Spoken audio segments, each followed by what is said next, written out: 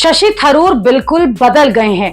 नरेंद्र मोदी की तारीफ, बीजेपी की लाइन लेना और अब तो कांग्रेस की ही खिंचाई शशि थरूर करने लगे हैं। शशि थरूर ने एक मलयालम अखबार दीपिका में इमरजेंसी पर एक लेख लिखा।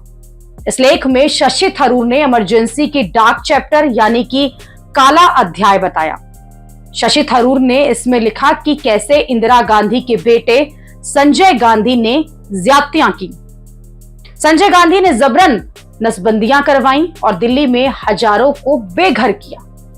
शशि थरूर ने इस इमरजेंसी की याद दिलाकर अपनी ही पार्टी कांग्रेस पर निशाना साधा तो कांग्रेस के नेता भी भड़क गए।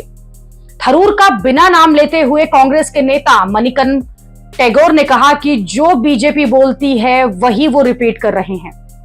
दूसरी तरफ चिड़िया अब चिड़िया नहीं रही बल्कि अब चिड़िया तोता बन गई है। शशि थरूर ने खुद को चिड़िया बताया था, ये टैगलाइन दी और ये मैसेजिंग की थी कि वो कांग्रेस के हिसाब से नहीं चलेंगे।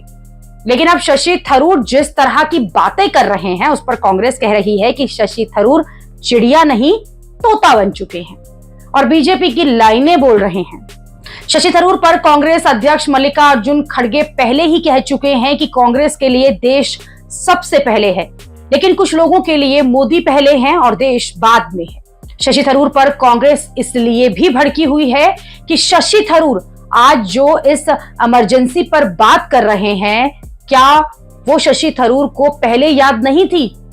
शशि थरूर को कांग्रेस ने 2 बार मंत्री बनाया, कांग्रेस से ही वो सांसद बने, बड़े बड़े पदों पर कांग्रेस ने उन्हें रखा और आज भी कांग्रेस से ही वो सांसद हैं।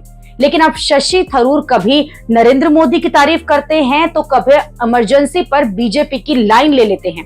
ये वही शशि थरूर हैं जो कांग्रेस का अध्यक्ष बनने भी चले थे। कांग्रेस का अध्यक्ष का चुनाव शशि थरूर ने लड़ा था। अब अचानक शशि थरूर को इमरजेंसी की याद आने लगी है। संजय गांधी ने जो नसबंदियां करवाई थी वो याद आने लगा है, मानो कल तक शशि थरूर को कुछ पता ही नहीं था। सीधा मैसेज यही है कि शशि थरूर अब कांग्रेस से एग्जिट होना चाहते हैं।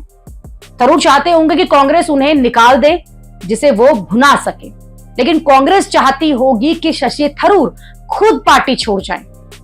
थरूर को आज नहीं तो कल जाना ही है। वो केरल में सीएम बनने के सपने भी देख रहे हैं। उनकी लोकसभा सीट भी फंसी हुई है क्योंकि इसी बार वो किसी तरह से जीते थे।